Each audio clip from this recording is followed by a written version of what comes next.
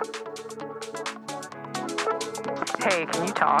Oh my god, I can't right now. What's up? The craziest thing just happened. I don't know what to do. I know what you should do.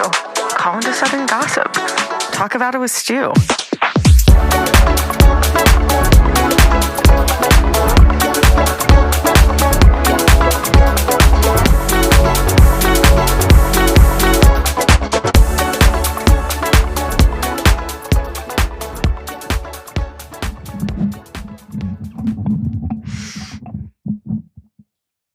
Imagine I just legitimately come on here and don't take these off the entire time.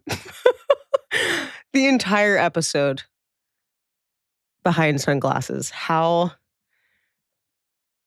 pretentious and ridiculous would that be? I don't know why though. I was like, I'm in kind of a vibe right now. I'm in kind of like a little like, I don't know, rock and roll-esque. Rock and roll. I'm dead. I'm like rock and roll. I'm wearing Dolce Vita heels. So rock and roll. God, y'all, where to begin? It's Friday. I'm recording this on a Friday. Oh, my Lord.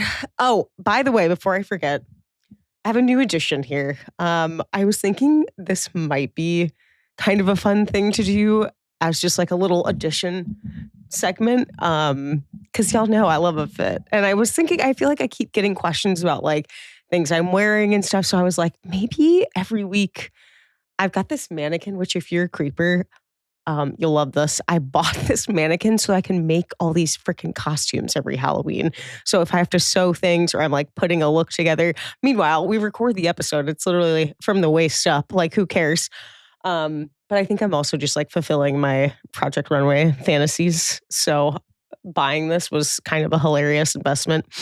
But I was like, wait, I could maybe kind of have like dual purpose with it if I show the outfit that I was wearing on the last episode and do like a fit breakdown. And if that's silly, just tell me in the comments, like, Stu, we don't need that. But I just thought it might be fun because y'all know I love putting together a fit. So just in case you were curious, I was wearing last time a Reformation set, which I believe this is from like 3 or 4 summers ago. So I don't think it's around anymore, but you could definitely probably find it on Poshmark or like, honestly, I've worn her enough. Like I may even consider selling her if somebody wants it.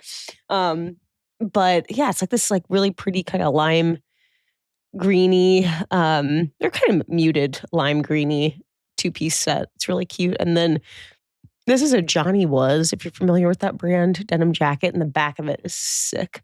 I would turn this around, but I'm scared the whole thing's going to come crashing down. But the whole back of it is like this like eyelet kind of material. It's super cool and like a little Western.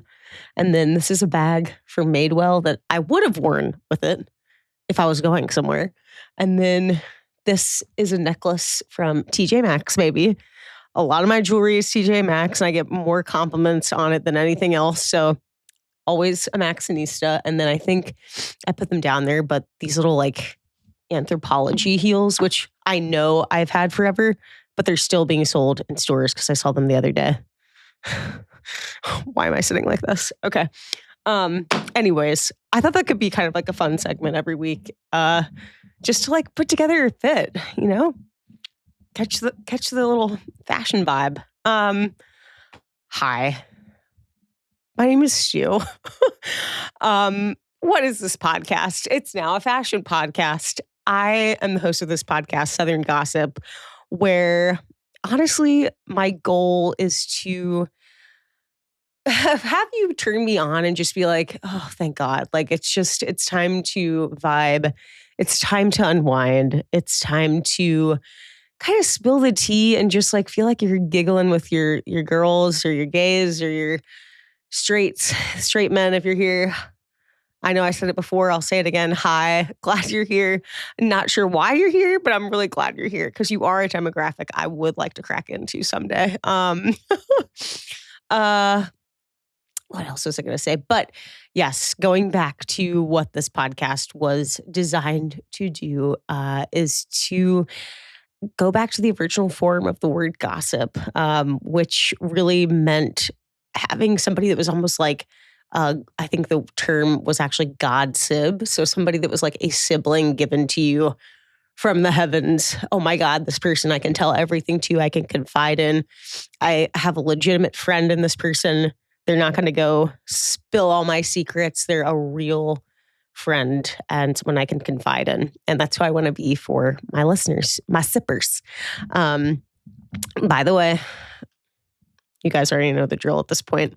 This is not the monogrammed one, though. Thank God. My very flat Sprite Zero is now in here. But I think actually what I was just saying about like a true friend and a true someone that you can truly confide in brings me to what I wanted to gossip about with you for session 1, which is true good friendships.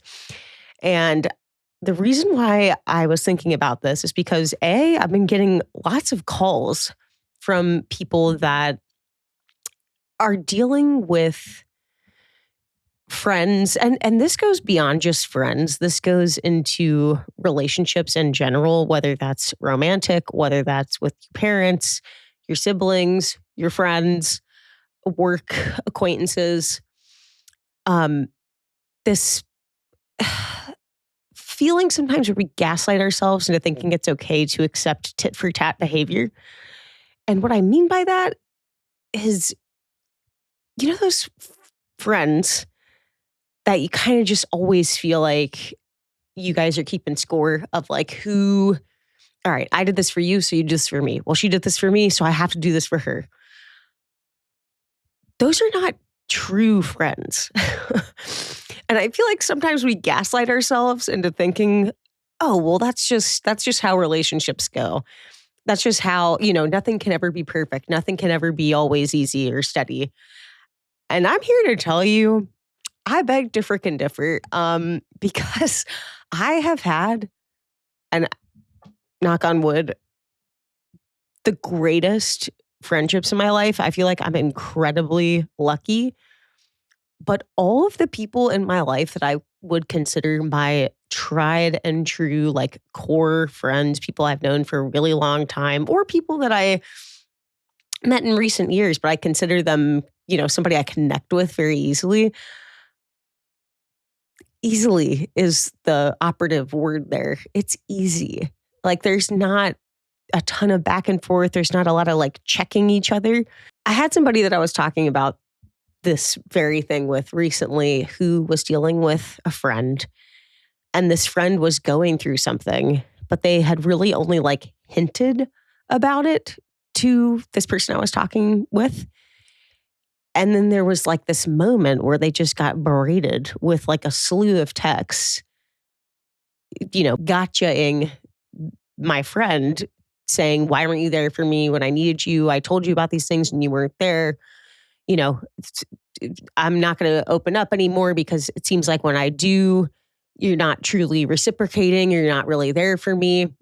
And those types of people, like friends that sort of browbeat you into doing the right thing, those are not real friends. Because if you're truly a friend and you are actually hurt about something, you are going to find a way to communicate that with that person in a way that's not going to feel like they're on the defense because you want to cherish and see that friendship through, I would assume, as many years as possible.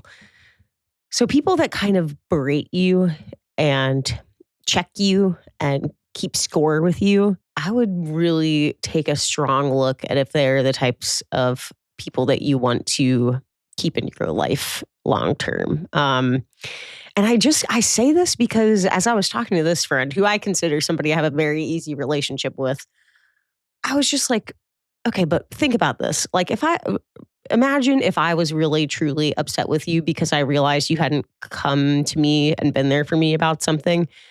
Do you really think I would hit you up with this sort of like, I am going to say berating of text, like this slew of paragraphs of text? No, I would pick up the phone. I would call you so you could hear my tone. You could hopefully feel the emotion and vibe for me that it's genuine. I'm genuinely hurt or I'm genuinely upset and I want to repair it. It's people that kind of hide behind slews of like keeping score. Here's where you messed up. Here's everything you did wrong, like a checklist of what you did wrong.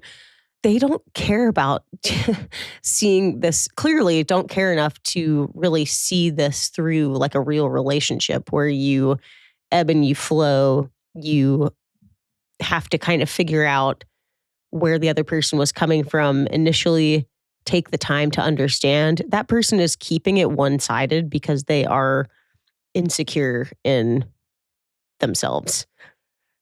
And even me saying that, I just feel like that's kind of dicey for me to say, but I firmly believe that. Because if you're secure in yourself, why are you taking the time to purposely make somebody else feel bad? Because that doesn't make anybody actually feel good. Like, I don't, even in the times where I've been upset with my friends, I have never in my life been like, I'm going to purposely really make this hurt for this person because that's going to make me feel better. That's pretty much always going to make me feel worse to make somebody else feel bad. And they don't really have any means of like communicating back with me in a real manner. That's not hiding behind texts. So I think I'm also like, in a way, it's on my mind because I'm like, I want to come to this person in my life's defense. I want to be like, no, like that's not, you can't, being a friend, being a true friend, you don't keep score. You communicate with someone the way you would want to communicate with someone that you see a long-term relationship with. I just am a firm believer that I think friendships should be easy. And I know there's a lot of people out there that would disagree with me and be like, that's not realistic. That's not what real relationships are. Good relationships, yeah, they should be pretty easy because you have found someone that you identify with enough, your core values, what you want out of life are aligned enough that communication and connection and enjoying each other's company comes easy.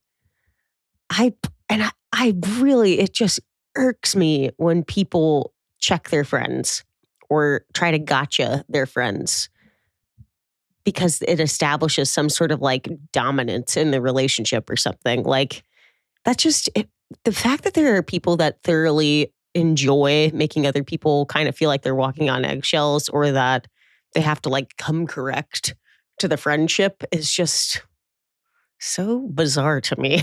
It's really the only way I can describe it. So I would just say to the sippers, if you've got anybody in your life that is sort of making you feel like, you know, you're like paranoid almost about the friendship where you're like, I gotta show up right. I gotta do the right things. Let me just say to you, as your true friend, that ain't normal. As your true monster under the bed, that ain't normal. Smoker, 6-pack a day. That ain't normal. And you should maybe take a step back from that friendship because I firmly believe the best people in your life are going to be people that make your life easier, not harder.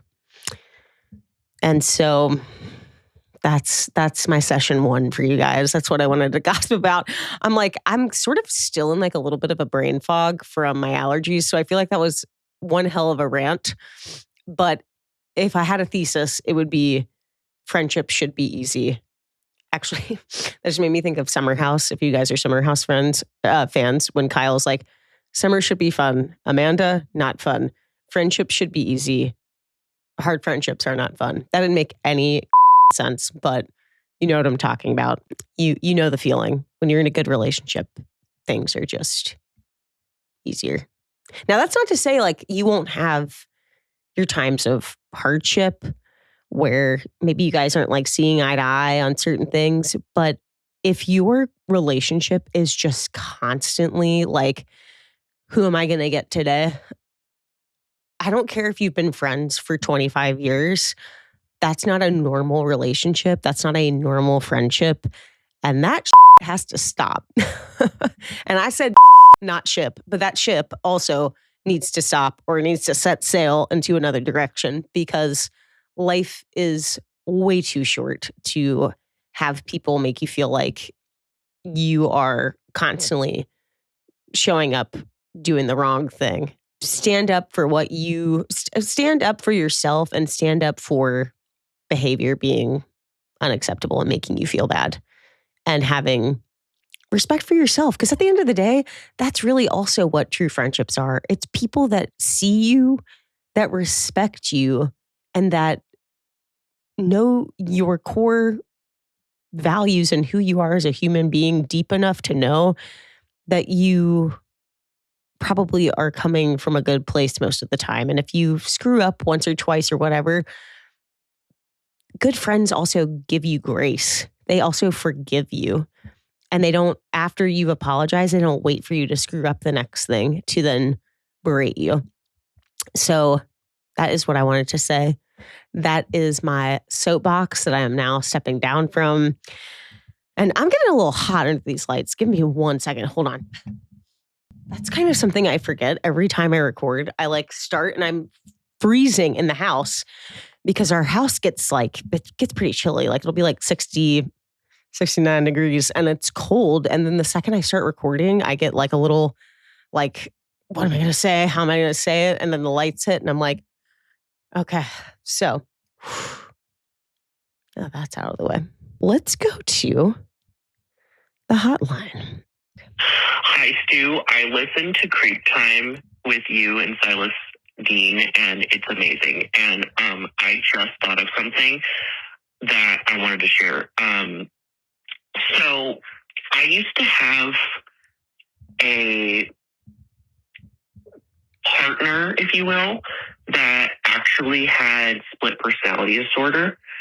And it really reminds me of this one case that you and Silas covered about the MySpace killer who did horrorcore, because actually this partner of mine did horrorcore and had split personality disorder. And looking back on it, it was honestly really disturbing. I'm sure. He eventually actually broke up with me because I was doing a volunteer job and was super busy and was not able to talk to him. And so he toxically broke up with me. I just thought I would share that with you and want to hear your thoughts. What you feel and think about that. Thank you. I love you, Stu. You're incredible. And I love your laughs so much. It makes me happy. Aw. Well, you make me happy. I don't know what your name was. I don't think you said it. That is loaded. Not where I thought the voicemail was going to go when I started. What a turn of an episode. Okay. Well, what I can say is you're better off now, aren't you? Goodbye. That's something that I'm going to say kudos to you because I think anytime you have a partner that has, some sort of personality disorder, you have to sort of learn about it so that you can be the best partner you can be, kind of show up in the best way you possibly can, which it sounds like you probably were. But ultimately, there is a point of diminishing returns when you keep kind of trying to learn and show up in a way where you're doing everything right. It's kind of what I was just talking about. You think you are doing all the things, and it's if you're still not checking the boxes, or somebody's keeping score on you of how you are showing up to that relationship, then you need to get out. And I think now you can probably say, thank God I'm not a part of that situation anymore. It's hard for me to even talk about because I don't have any sort of, semblance of a relationship I've gone through where, the person had something that was similar to split personality disorder. So I'm not going to even begin or try to comment on that. But just the fact that you were in a toxic relationship where you were trying to show up and it wasn't working, just look at him breaking up with you as a godsend. You got a lot of experience from that situation, I'm sure. But like going back to the MySpace killer situation, I think that having an interest in horrorcore that I think you probably know when it extends beyond an interest level and when it gets into something dangerous. I mean, we've seen that in so many, cases with creep time, like people that are interested in death or macabre. But once it gets to a level where it's not really interest anymore, it's like becoming part of their identity. That's when you have to be really cautious and take care of yourself. So I personally am going to say I'm really glad you're not in that situation anymore and that you're safe, baby. That's what we care about. Thank you so much for calling in. Sue, I need your help. I smoked the fattest joint on my break at work, and I had a McDonald's double quarter pounder meal with a large fry and a large Diet Coke. Biggest mistake of my life, Stu. What do I do? How do I get off this toilet right now? Stop. Girl, you are playing with me. That is, what is that? What am I supposed to do with that? I can't give you, what am I supposed to do? That voicemail is from like 2 weeks ago.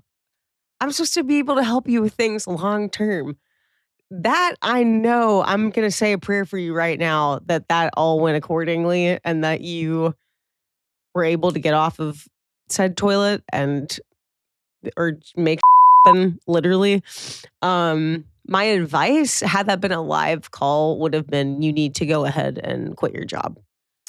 That's sort of the only piece of advice I could offer you there. Quit your job, wait it out, stay in the bathroom as long as possible, and then once everyone's left for the day, you leave as well and you don't return.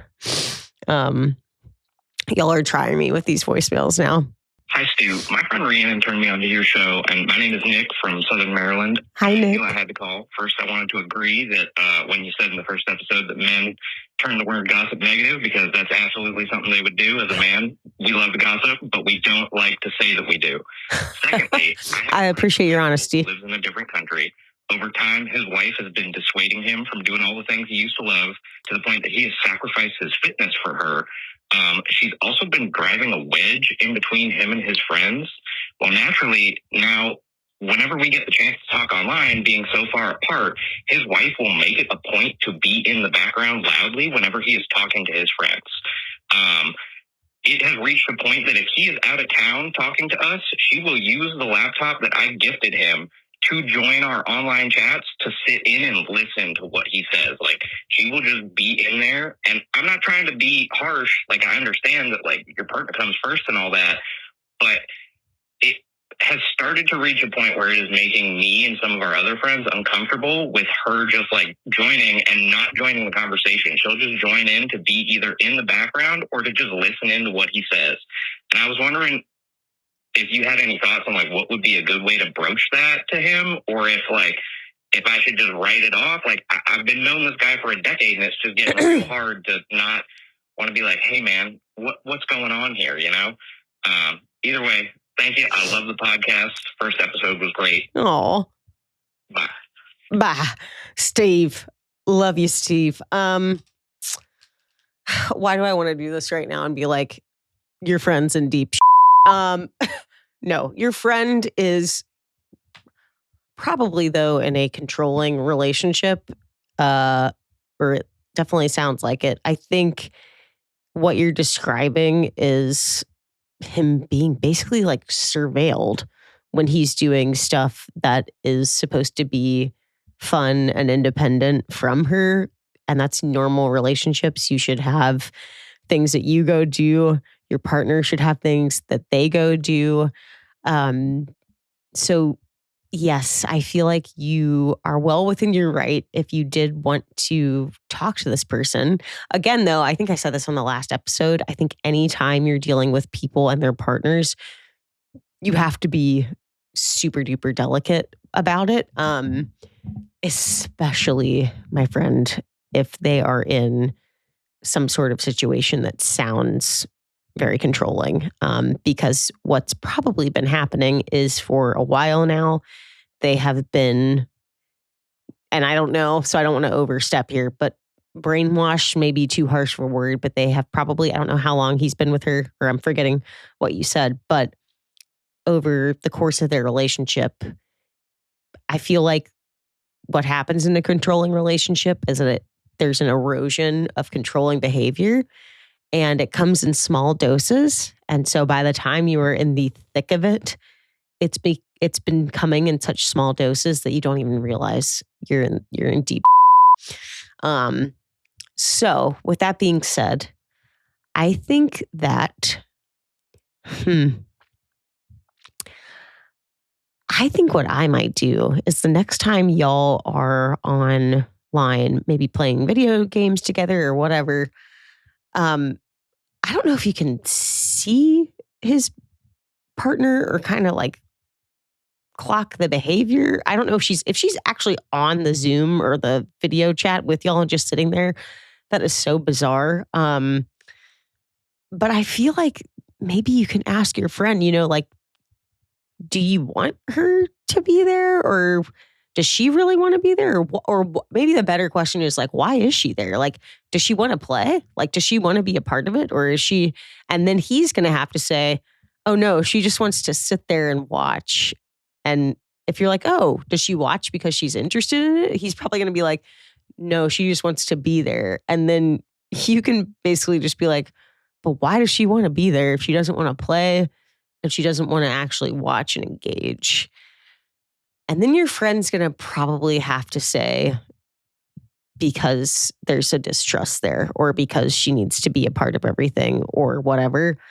And I feel like I said in the last episode, sometimes you just need to have your toe gently push the door, and your friend might be like, I feel controlled, or I don't know, man. Like, and if he says, I don't know, man, that's your chance to be like, are you okay? Like, is everything good? Because, if that were me and my partner wasn't allowing me to, or not allow, that might be the wrong choice of words there, but like, I would be like, if my partner wasn't either playing with us or wasn't watching because they were genuinely enjoying it and they're just there to observe me, that would make me feel uncomfortable. And maybe that's just me. Maybe you're different, man. But like, I just want to make sure that that's all like good with you. And I imagine it's probably not. Your friend is probably like, yeah, that is kind of wackadoodle behavior. Like, why am I?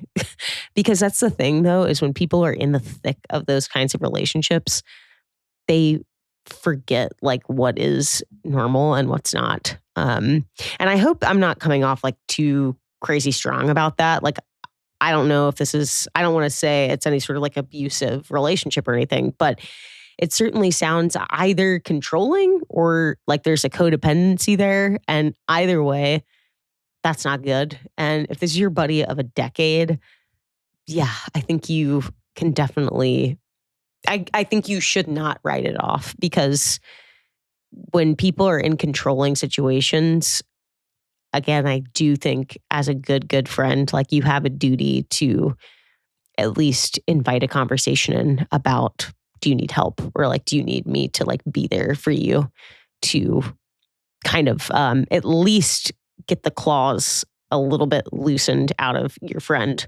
Whoever this is, you as the friend can kind of do things or be there for your friend, show up in ways that you start to push those claws of this partner of theirs out of your friend and relieve some tension off of your friend. I think that's what being a really good friend is. Anyways, that was long-winded, but yes, Steve, I do think you should maybe do something. Okay, let's see here. Hey, Stu, it's Roger Mountainside. So my buddy went. Is that Roger or Rocky? He shows up to the party with his boss, who wasn't supposed to be there. His boss is hammered and starts throwing around and propositioning girls for sex. Do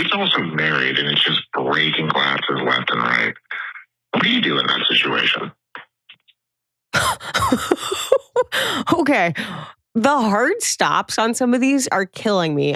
Why is this turning out to be the most chaotic episode of voicemails that we've ever had? Okay.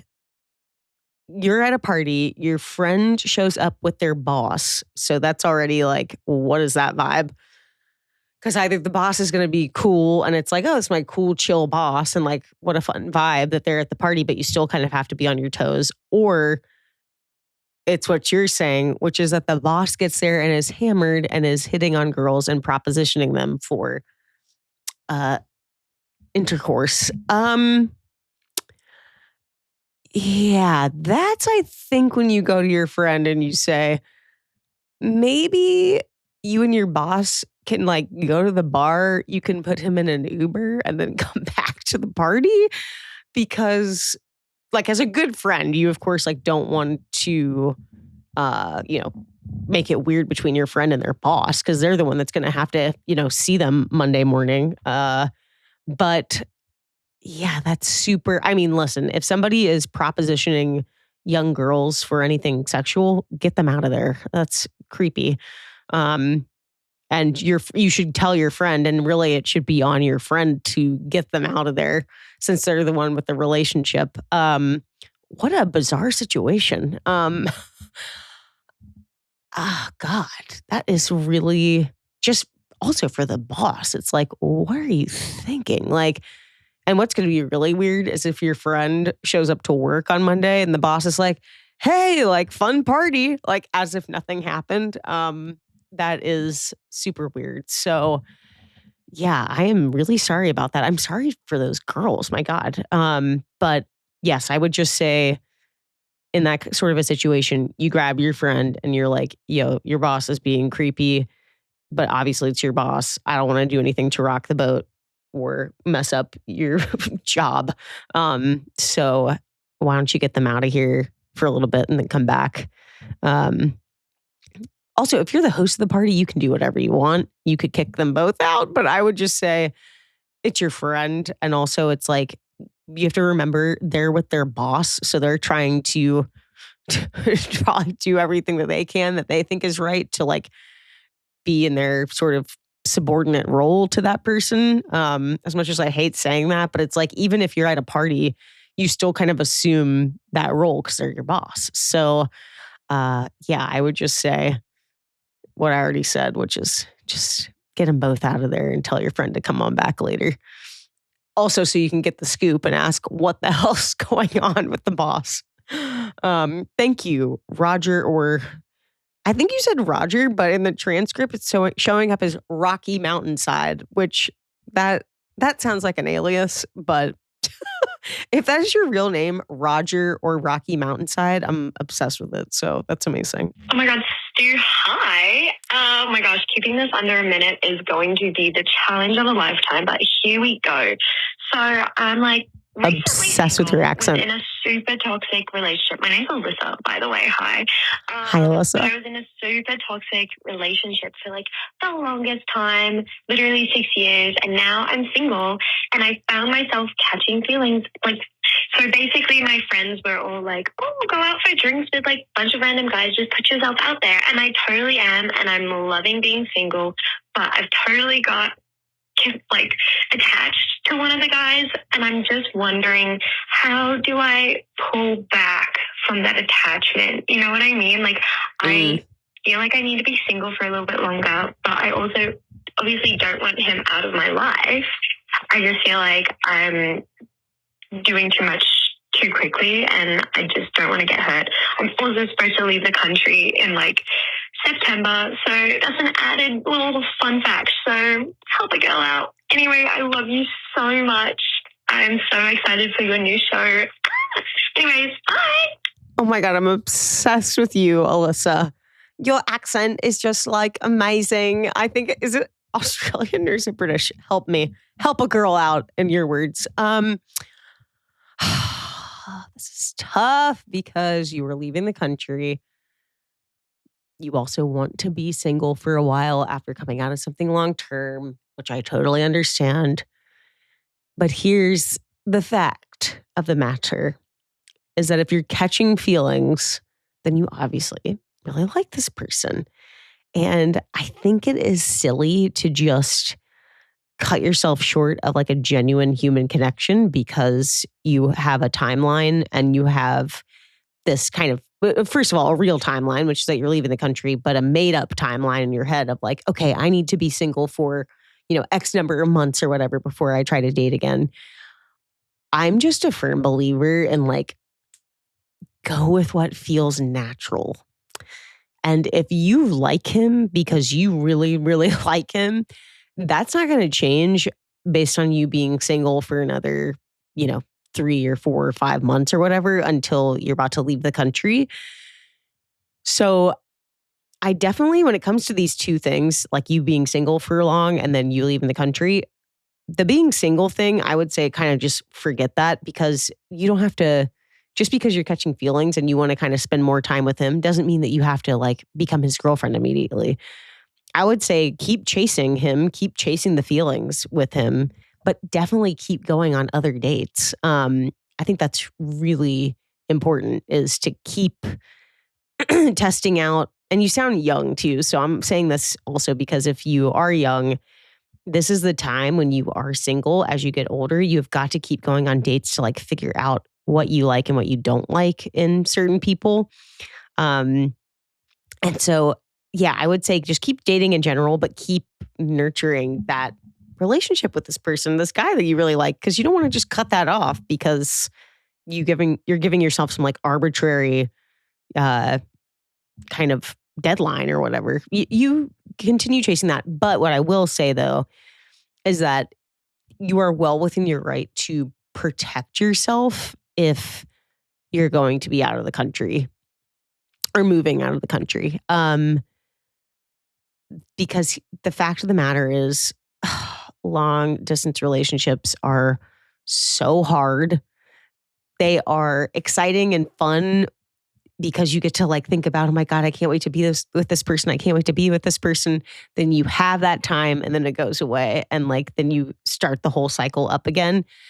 And I feel like that's particularly hard when you are in your like 20s, because that's the time where everybody is sort of dating and experimenting and trying to figure out what they like in people. And I feel like when I was in a long distance relationship in my 20s, that was like pure, just my head would like spin thinking about like, oh my God, like, is he interested in somebody else right now? Could he be? And that's just, a sign of my immaturity at the time that I was thinking those things when I'm sure, and I know if this was a very loyal person, but like, that's just kind of added stress. And if you leaving the country is something that's supposed to be an exciting adventure, something new, I think you are totally in your right to like give yourself peace of mind and not go down the hill or down the path of really starting to fall for somebody and then having that sort of distract you from whatever it is you're going to do when you get to the new place that you're going. So I'm sorry, that's not, I just gave you advice in two different directions. But the other thing about this, though, the other piece of the equation that we're forgetting is that he is the third obvious component here outside of the single time, the country, like you leaving the country. He's the main third component, which is like, what is he going to reciprocate with all of this? Is he the type of person, I don't think you know him well enough yet, but would he be the type of person to make this an easy relationship going back to session one? If he is, then you kind of don't have to worry in either direction, because if you want to keep, dating and seeing other people and he understands that and is easy about it, then that's, good for you. Although I think you want him to be, a little bit like, wait, I don't want you to go out with other people. I want you to be into me. And that's a good sign. Like you want him to be, very interested if you feel like you're very interested.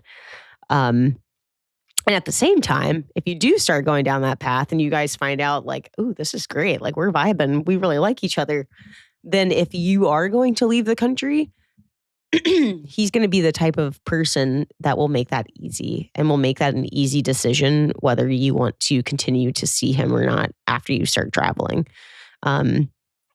So I guess my piece of advice would be to continue to let things play out naturally, because if he's a good, solid person, he will make the choice to catch feelings fully for him an easy one. And if you feel like you're about to leave the country and you're getting ready and you're like, I still don't know, I'm still unsure, I would say, in that case, just cut it off. I mean, call it kind of quits in that case, because you want to be able to start your journey out in this new place fresh and excited and not bogged down or pulled down by somebody that you may have had a relationship with.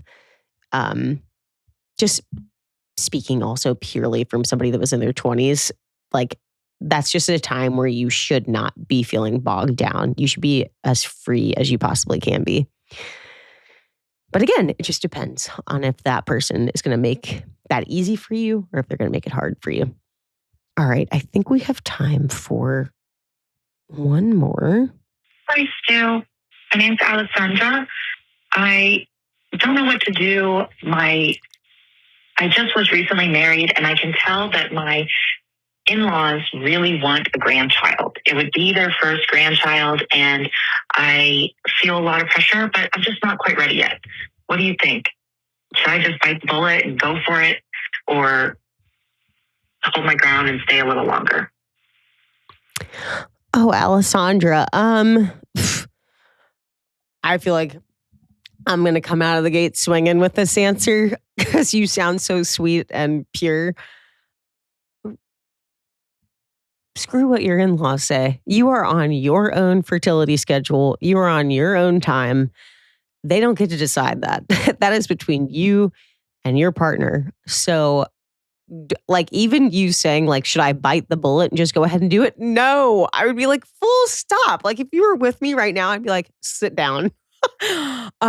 No, you need to, first of all, your partner, your husband or whomever needs to be stepping up to the plate and saying to your in-laws, chill, like relax, like the baby talk needs to stop.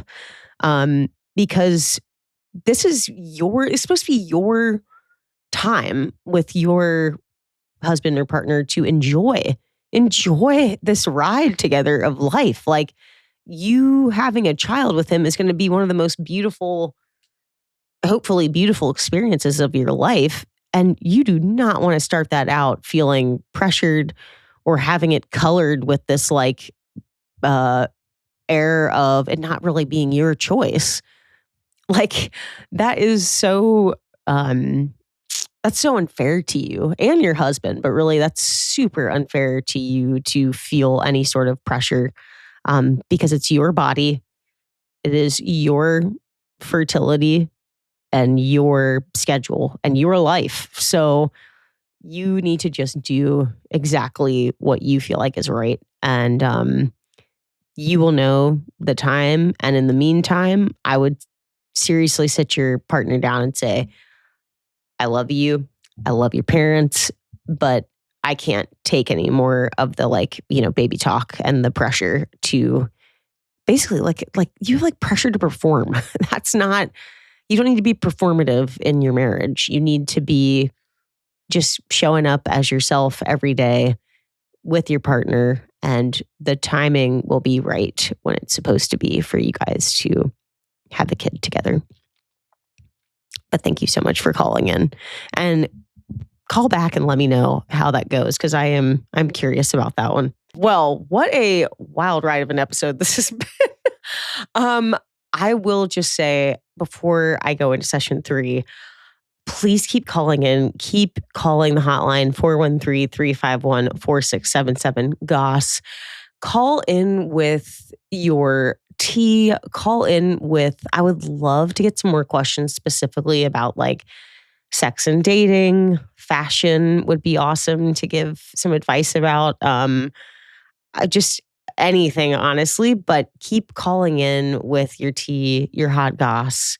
And also, like, I know I kind of said, oh my God, some of these voicemails are dark, but like, I really do want to just say, you can call about anything. Like, I'm here to listen to anything. Nothing really scares me anymore, which I don't know if that's a byproduct of being a true crime host or if that's my 33 years on this earth.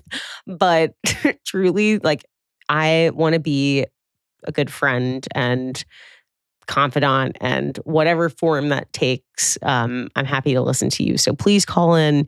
And if you've got anybody in your life, even if they like don't listen to the podcast, but you know they could use an outlet, please recommend calling the hotline because I would really appreciate it. And with that, I feel like a lot of this episode has been sort of about like friendships and deep friendships. And that kind of leads me perfectly to the person that I want to call today, who is my like best friend. I feel like doesn't even begin to describe it because we've known each other for, it feels like forever. But my good friend, Bo, who I know I talk about a lot on Creep Time as well, especially, well, really Creep Time After Dark, but she has been my friend for over, I guess, over 20 years, but I'm like, would it be over 25 at this point? But we both grew up doing theater together. We kind of grew up in the same Southern town. We have a lot of the same core values. We, I think, laugh hysterically together until we pee our pants. We went to the same college, so there's even more lore there that we cannot get into on the podcast ever. But we have been through so many seasons of life with each other. And hearkening back to session 1, we have been through so many seasons of life together, seen each other through so many ups and downs. And not once can I remember a time where there was any sort of like tit for tat or keeping score. And she lives all the way across the country in Los Angeles. And even though I might even ask her this, even though I feel like sometimes I wonder, like, how can I be a better friend because we are so long distance?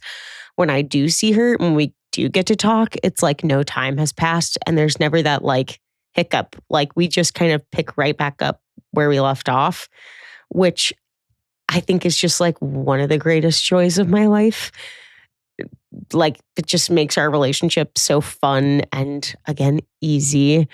But I realized I feel like in session 1, I was just like naming that that's not okay. But I feel like Bo would be a really good person to ask, like, you know, if you are somebody that's dealing with that, like what to do in that situation, because she's incredibly good with people. And I can say this because she's my best friend with friends.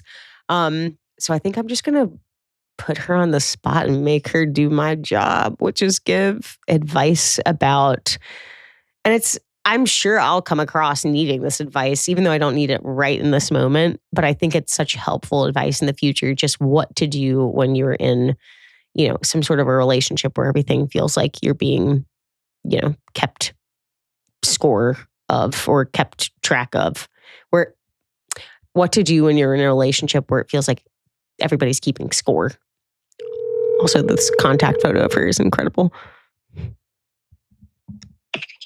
Hi, Stu. Hi. Hi. You're like, and I'm live and I know it. I'm live and I know it. I also have the best picture pop up ever, which is always my favorite. Wait, you're going to die because I literally, as I was calling you, I turned the phone to the camera and I was like, her contact photo is one of the most incredible things I've ever seen. Which one is mine? Yours is, you're like a little kid and you're like mean mugging to the camera. Oh, fantastic. Wait, what is mine? The one with Oh my God. Incredible. Also, I need to call her because she left me the most insane voicemail that I can't play on the line because she's talking about somebody that I'm pretty sure is well known. Anyways, oh my God, I love you. Thank you for picking up the phone. I was just telling the sippers, which by the way, I have to give your mom all the credit. She came up with the term sippers. Every time you say it. And it's brilliant because it's like gossip and sipping the tea. It's brilliant. Absolutely. So Mama Bo, I'm giving you your flowers. Okay, so I started out the first session today talking about what it means to like be in a long-term friendship or honestly like any relationship with somebody where you don't feel like you're walking on eggshells. You don't feel like you're having to constantly like keep score with somebody else. And like I was talking about it because there's a person in my life that's like currently going through that with somebody. And I realized I like gossiped about it and I didn't give any solid advice. I was just like, that's not okay. So, but then Wait, what is the problem they're having? Well, I'm not going to give away too many details, but apparently so the friend of mine, I'm like the friend of a friend. The sippers are like, who are all these like people that have no names?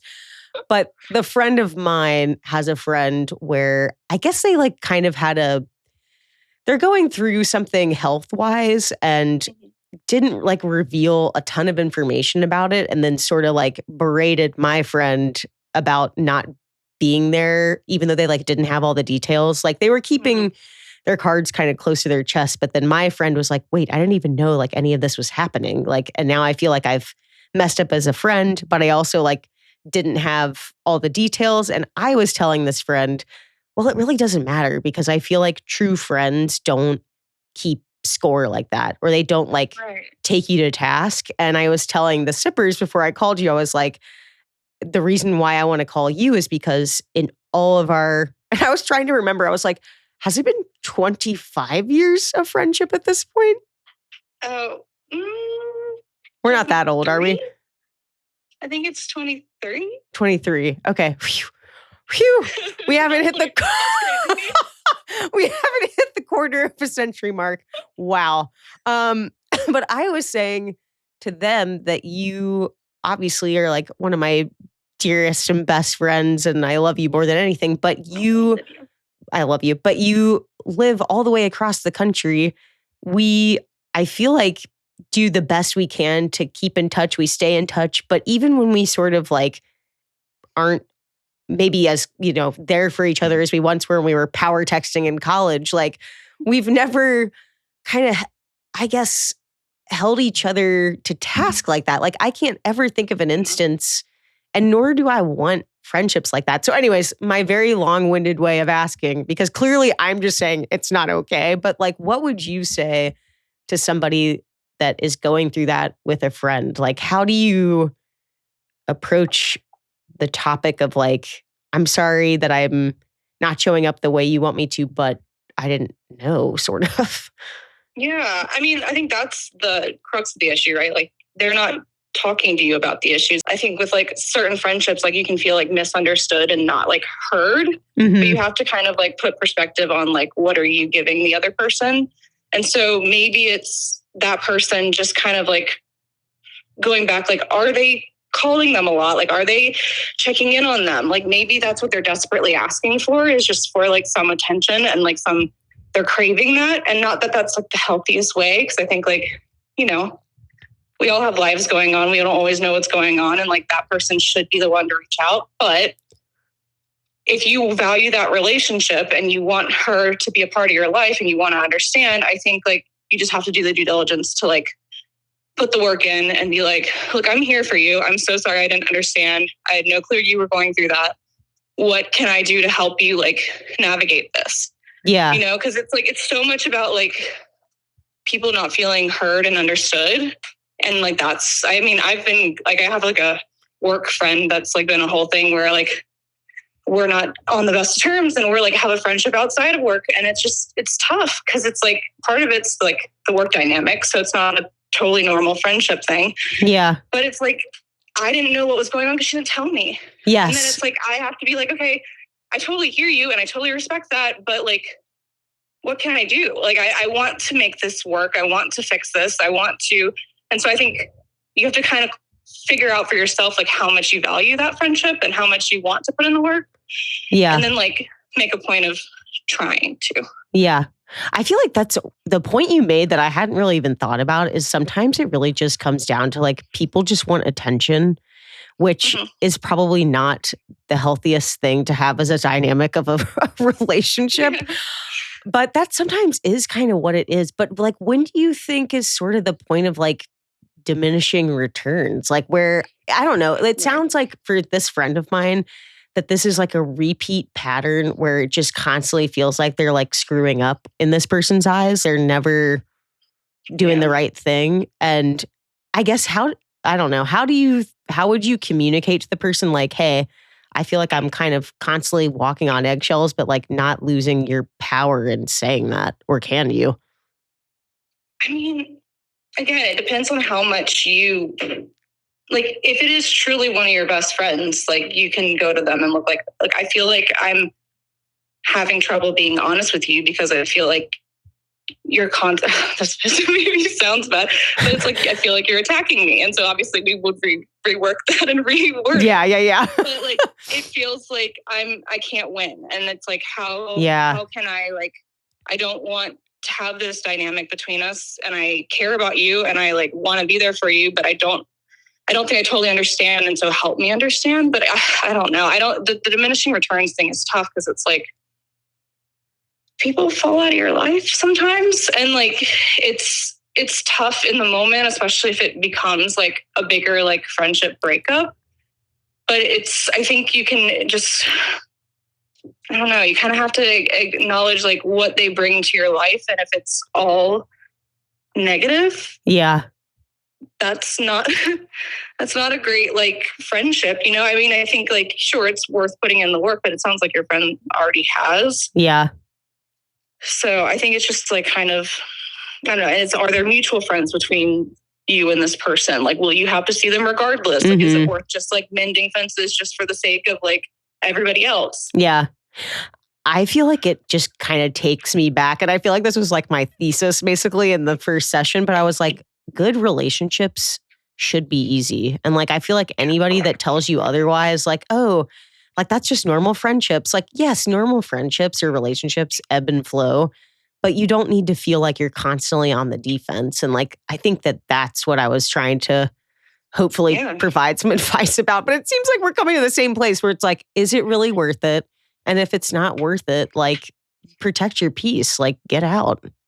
Totally. And I think there are friends that I have and I love them dearly, but like, obviously I live across the country from most of my people I grew up with. So it makes it a little easier because there's like a distance there. Yeah. But it's like, do I want to put in like the work, or is it like, you know, you just kind of have to like, and like, are they putting in the work to like talk to me and like keep in touch with me and vice versa? Like, it kind of all comes out in the wash, and time shows people's true colors. And I don't know. Yeah. That's very uplifting. No, but you know what? But that's kind of the nature of the conversation though, is like, yeah, it kind of sucks. But at the end of the day, you have to protect yourself. And like, there's no need to keep putting yourself in harm's way if it's going to make you feel bad. Like, and I will say, like, I've had some tough conversations with some of my like best friends about similar things, not the same, but like, then you talk about it. You have a real honest conversation. And